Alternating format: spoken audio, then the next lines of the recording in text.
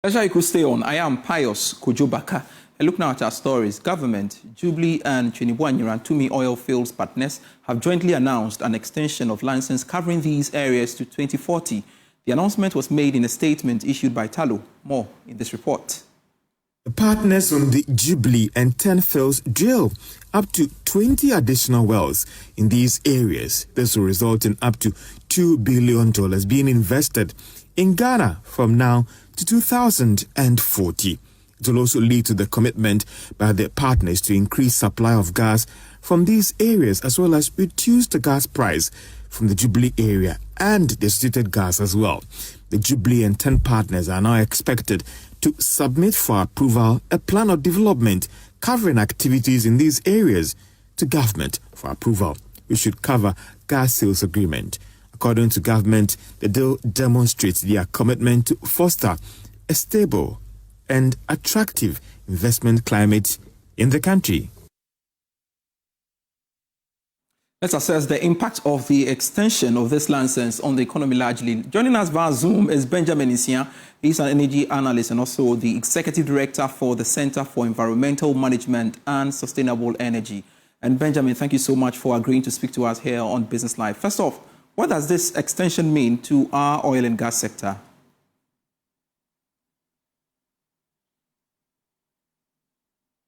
Unmute for me, Benjamin.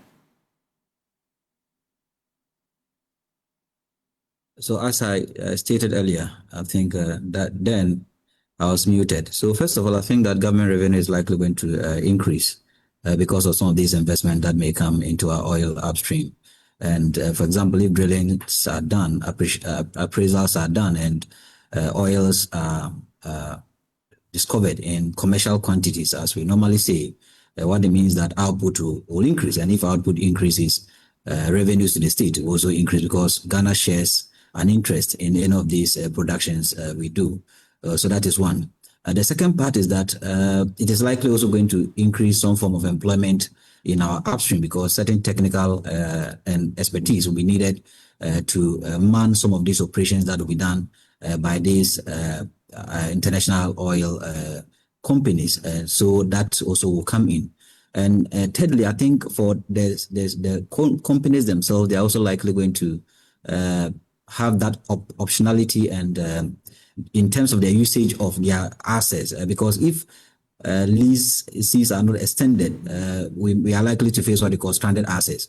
And these stranded assets are likely going to be a cost on these companies. So in one way or the other, it's likely also going to help them to be able to efficiently and effectively use these assets for the benefit of the state and also for the benefit of these companies. So economically, I think that some of these extensions, if done well, if there are no moral hazards means here that if there are no hidden intentions from some of these IOCs and they are going to operate as they've indicated to the ministry, then I think that the future looks bright for that sector because it also attracts some form of investment into that sector because of these operational activities being taking place.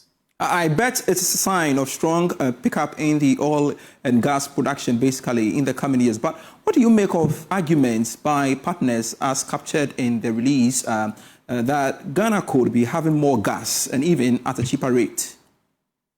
Yes, and I think that is what Ghana wants because if you look at the importation of gas from Nigeria into the production of power, because of the longer chain in terms of distribution or the transportation of these products from Nigeria, sometimes our WACOG becomes very higher.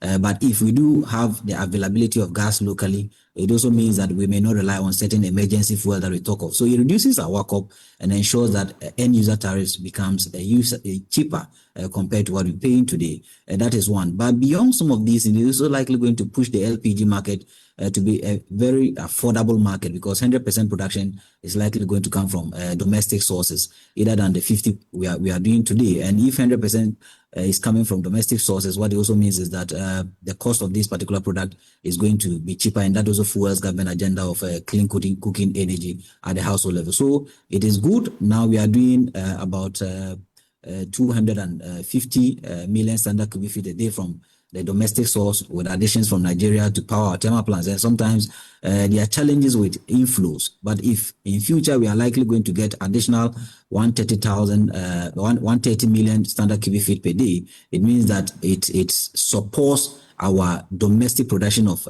power without even needing imports, and also even allows us to even export some to our neighboring countries to get a lot of revenue from this source.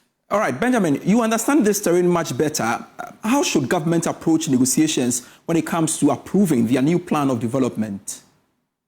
I think the most important thing is government giving them certain KPIs to comply with, because there have been few previous leases that government has signed with these companies, yet the necessary investment that they ought to have invested, they did not. Some of them even left these concessions and then packed their baggages and left the shores of Ghana. I think that in these current negotiations that we go into, we need a certain KPI that requires certain best practices across the world, like what the Mexicans are doing, like what the Brazilians are doing, like what Giving Guyana today is doing in terms of ensuring that there's value for money for both the investor and also the state. If we are able to assure the investor that there's value for money for there's that value for money for them, I think that they'll be committed to injecting the liquidity that they've proposed. And also, if they also feel some form of risk from state,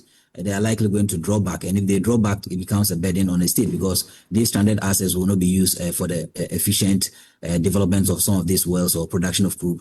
That will also increase government revenue. Benjamin Isiah, an energy expert, thank you so much for your time here on Business Live. I am grateful. Now, let's shift focus to some other stories. Chief Executive of COCOBOD, Dr. Randy Abbey, has revealed that the Cedi's sharp appreciation has impacted badly on the operations. COCOBOD, just like other exporters, have not been excused from the decline in revenue.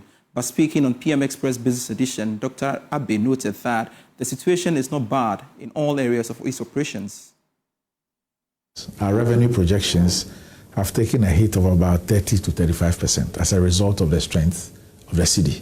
You know that we are an exports-driven organization. We do exports. So a stronger Cedi also means less revenue for us. So, for example, when we did our forecast, our financial forecasting and the modeling, we used 15.5 because at that time it was about 16, but we used 15.5 to do this. And as we speak, it's about 10.2.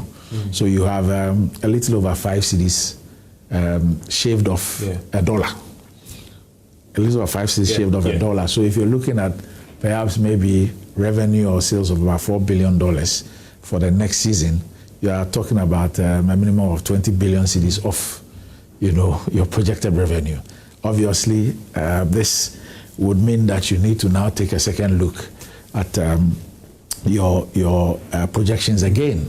Yes, there also is a flip side to it, and that is that your dollar-based debts that you're expected to pay in cedis would also reduce, but you now need to do the net off with respect to what are the gains you make on the debt side as against the revenue side.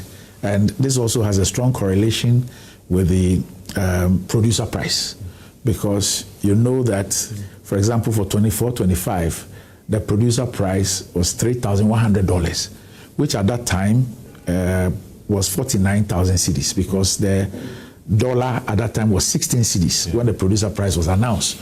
So it was $3,100 by 16 cedis, which gave you about 49,000 per ton. President John Mahama has given firm assurance that his government will continue to implement needed economic reforms that will help improve the livelihoods of Ghanaians. Now, the president gave this assurance at the Eid al-Adha celebration at the Black Star Square. I know that many families have been struggling. Prices were high, jobs were scarce, and hope was dimmed. But I want you to know that we're working with focus and urgency to turn things around. Our economic reset agenda is anchored on stabilizing the city, cutting wasteful expenditures, creating jobs, and supporting local industries. I'm happy to report that inflation is slowly declining, the city is gaining relative stability, and we're taking concrete steps to restore investor confidence and bring lasting relief to Ghanaian households from the hardship. But we cannot build this economy without you. especially without our vibrant Zongo youth. Our youth in the Zongo and inner cities, I urge you to take advantage of government's new initiatives, especially the National Apprenticeship Program, so that you can develop skills for the world of work. I urge you to take the advantage of the Jumawura program, which enables you to start your own business with capital and mentorship. Still on the celebration, as Muslims across the world mark Eid al-Adha today, the sprawling Techiman animal market became a push for last-minute activity. Now, Joy News correspondent Anas Sabit reports a surge of Muslim buyers capitalizing on significantly lower prices for sacrificial sheep and cattle, fueled by a recent drop in exchange rates. More in this report.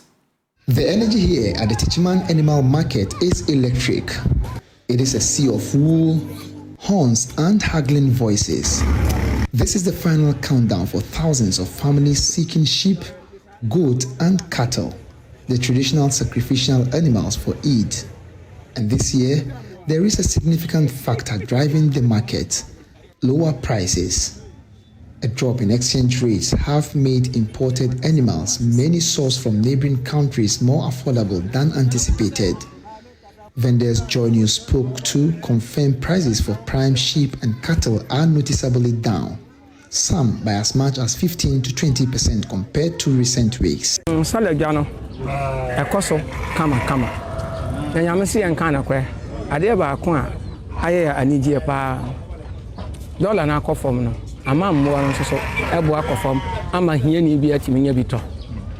Ha, Sindia, Afui, Salajano, as a course, and Allah yanzu dai alhamdulillah yanzu kudin sanu ya zo kasa kadan lokacin kwanan cin da kasuwa yana bisa amma kwanan gare da yarda Allah kasuwan ya zo kasa kadan ana samu ana sai da kyau period time na mo na boarding fa but ye be we Eid no e ka be 1 month to Eid we let me say uba ukita 5,000 kura ubetima nya bi dia ma o yere no ma e ja Eid no because on kan na ntesa na ni say 10,000. This market day is a high-stakes ballot of supply, demand, and fate. For buyers, the lower prices are a welcome relief, allowing many to purchase larger or better quality animals for the Eid than they might have budgeted for.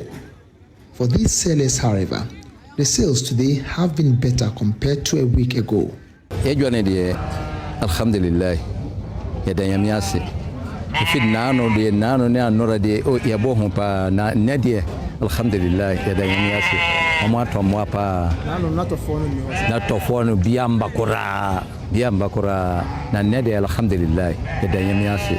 As usual of such annual markets, there are however a few of these traders who describe the market sales as slow compared to their higher expectations. Tam na ben ya wie but said that you are the city and cautious show to send a phobia yenim.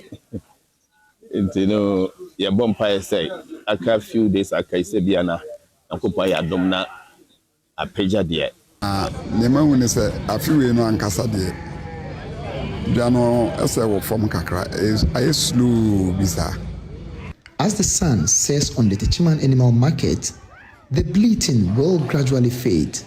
Tricycles laden with cattle and vans filled with sheep will fan out across the Bono East region and beyond.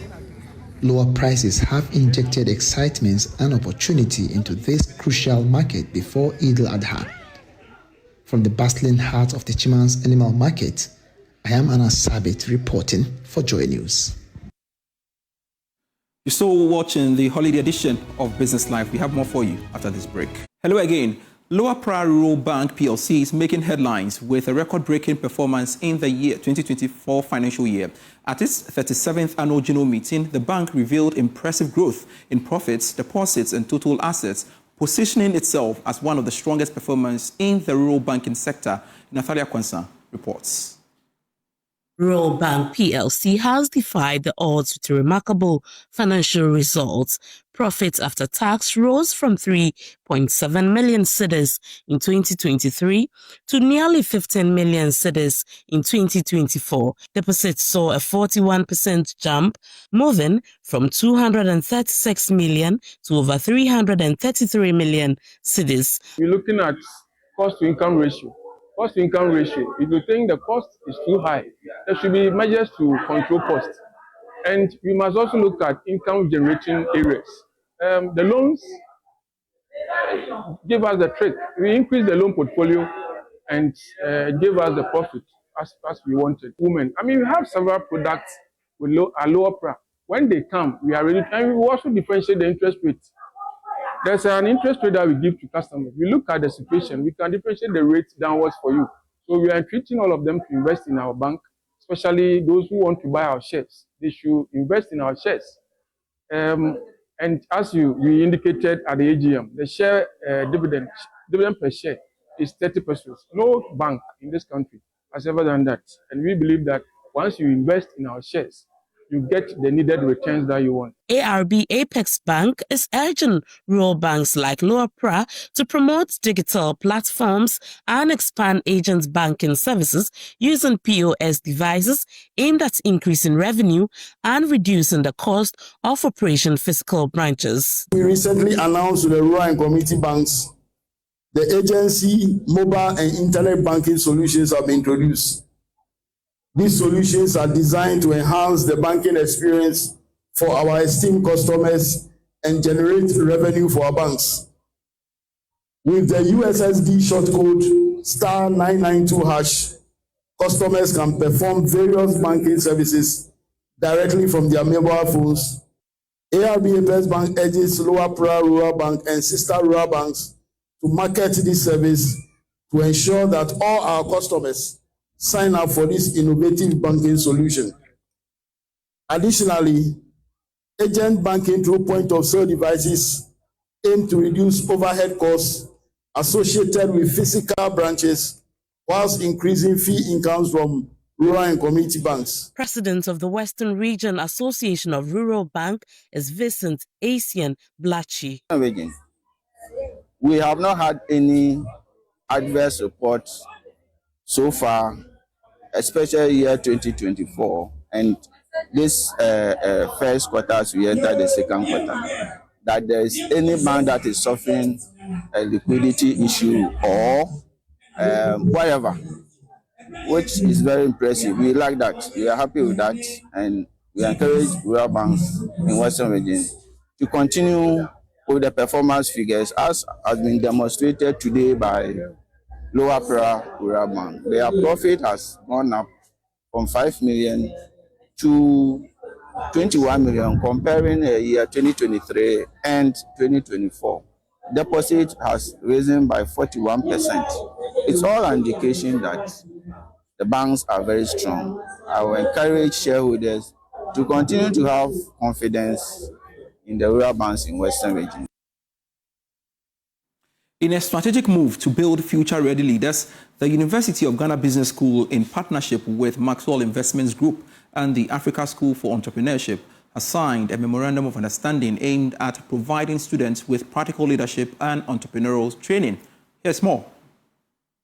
The memorandum of understanding signed marks the beginning of a collaborative effort to provide students with practical leadership training, mentorship, and real-world entrepreneurial experiences. Here is Dean of the University of Ghana Business School, Professor Justice Bowley. The Maxwell Investment Group has a very large portfolio of activities that are relevant for our students. Number one, they engage in a lot of training, including leadership training and things that are related to a lot of network marketing and stuff. Our students would be engaging in a lot of the activities, including leadership training and stuff. We wanted to be sure that there was a proper framework for our students to engage with the group. And so we had to go through the entire process of signing an MOU that allows us to define the responsibilities. The initiative will offer a series of workshops, mentorship programs, and practical experiences designed to hone leadership qualities and entrepreneurial skills among students. The way we structured this initiative with the University of Ghana, we allowed for plugins. Just like any tech platform that you can plug into it with an API, partners can plug into it. So we expect private sector players to join the pool of private sector players that are already involved in it. We expect students to join. We expect alumni that have already finished school to join in it. We're expecting people that are even thinking about entering into academia to join. We just made sure that the platform was dynamic enough to cover a wide and a broad variety of people. And that is part of the reasons why we are very confident about this. And again, we have the full support of the school. This partnership takes flight. The University of Ghana Business School, Maxwell Investment Group, and the African School of Entrepreneurship are paving the way for a new era of student leadership and entrepreneurship in Ghana. The German ambassador to Ghana, Daniel Kroll, has visited Sherugu and Zoku in the Upper East region to explore opportunities in the trade of straw baskets and the possibilities of making food by blending Ghanaian and German cuisine. Now, Ambassador Kroll said he was delighted to explore different regions of the country and gain a better understanding of its diversity and beauty. Albert Sorry reports. According to the German ambassador to Ghana, he visited the Upper East region because he likes to escape the bustle of Accra occasionally. But this particular visit was also dear to his heart because he was able to reconnect with Paulina Adongo, a local straw basket weaver in the Sirigu community in Bolgatanga, who had received medical treatment in Germany some years ago. The link between Paulina and me is my hometown Hamburg, and the fact that Paulina was in terrible pain and needed desperately a very complex operation, and we were lucky that a non-governmental organization from Germany, Irene von Bodenhausen, engaged herself and managed to raise funds for Paulina to enable her to fly to Germany. She organized the hospital in my hometown Hamburg, who was prepared to do the operation, and then later also to offer the physiotherapy that was badly needed. Now this was possible thanks to people in Germany who gave money for this human project. Paulina and her weavers group were later supported with this shelter where they now ply their trade. Ambassador Daniel Kroll said, Paulina's story is a testament to the strong partnership between Germany and Ghana, and he was thrilled to see her thriving in her community after her return to Ghana. He was impressed by the quality of the baskets and extended an invitation to Paulina and her team to showcase their products at an event at the German residence in Accra. I also wanted to offer the team to use my next and last big event I will host in Accra in the German residence, to use that as a platform for them to sell their wonderful products. Baskets are amazing, wonderful colors, wonderful designs, in fantastic quality. So I wanted to offer them the opportunity to gain a little bit of extra money through this channel. The German ambassador to Ghana was accompanied by 2 chefs from Germany who were exploring the local cuisine of northern Ghana. I want to do something with food and I started thinking about where are links between Ghana and Germany when it comes to food. And I recalled that when Otto was a young man, he went to Japan and learned about Japanese cooking. So I thought, take some seeds, some herbs, some veggies from Ghana and blend them with some flavors from Germany. I know Esther, and I recall that I had the most loveliest dinner ever in Accra with fantastic flavors from northern Ghana at Esther's house at the time. And so I reached out to her and asked her if she would be interested in maybe guide Otto and to discover together Thanks for your company. I am Pius Kojo Baka. This has been Business Life.